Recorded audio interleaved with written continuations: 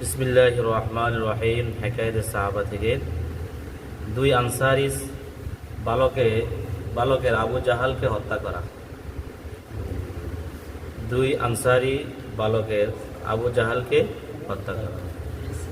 হযরত আব্দুর রহমান ইবনে আউফ রাদিয়াল্লাহু তাআলা আনহু প্রসিদ্ধ ও বড় সাহাবা রিদওয়ানুল্লাহি আলাইহিম আজমাইনদের মধ্যে অন্যতম ছিলেন।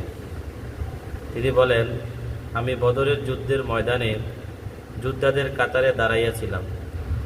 দেখিলাম যে আমার ডানে এবং বামে দুইজন আনসারি কম বয়স্ক বালক রহিয়াছে।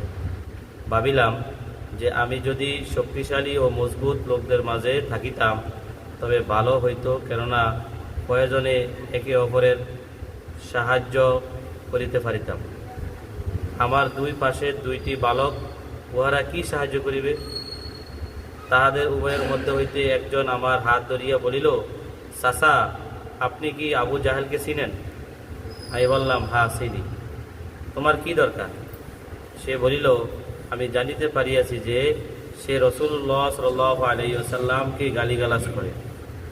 ওই পবিত্র সত্তার কসম, যাহার হাতে আমার প্রাণ, যদি আমি তাহাকে দেখিতে পাই তবে ততক্ষণ পর্যন্ত তাহার নিকট হইতে পৃথক হইব না যতক্ষণ সে না মরিবে অথবা আমি না মরিব। তাহার প্রশ্নোত্তর শুনিয়া আমি হতবাক হইয়া গেলাম। ইতিমধ্যে দ্বিতীয়জন একই প্রশ্ন করিল এবং প্রথমজন যাহা বলিয়াছিল সেও তাহাই বলিল। ঘটনাক্রমে আমি আবু জাহালকে ময়দানে ছুটাছুটি করিতে দেখিতে পাইলাম। আমি তাহাদের উভয়কে বলিলাম, তোমরা যাহার সম্পর্কে আমাকে জিজ্ঞাসা করিতেছিলে, তোমাদের সেই কাঙ্ক্ষিত ব্যক্তি ওই যাইতেছে। ইহা শোনা মাত্র উভয়ে তরবারি হাতে লইয়া মুহূর্তে ছুটিয়া চলিয়া গেল এবং যাইয়া তাহার উপর তরবারি চালাইতে শুরু করিল। অবশেষে আবু জাহালকে ধরাশয়ী করিয়া ফেলিল। ফায়দা: এই দুই বালক ছিলেন মুআজ ইবনে আমর ইবনে জামুহ রাদিয়াল্লাহু তাআলা আনহু এবং মুআজ ইবনে আফরা রাদিয়াল্লাহু তাআলা আনহু। মুআজ ইবনে আমর রাদিয়াল্লাহু তাআলা বলেন, আমি লোকদের নিকট শুনিতাম যে আবু জাহেলকে কেউ হত্যা করিতে পারিবে না, কারণ সে অত্যন্ত নিরাপত্তার মধ্যে থাকে।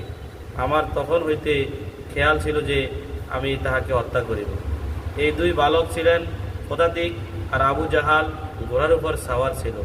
সে সৈন্যদের কাতার ঠিক করিতেছিল। আব্দুর রহমান ইবনে আউফ রাদিয়াল্লাহু তাআলা আনহু দেখিলেন তাহারা দুইজন ছুটিয়া গেল। যেহেতু ঘোড় সওয়ারের উপর সরাসরি আক্রমণ করা মুশকিল ছিল, এজন্য একজন ঘোড়ার উপর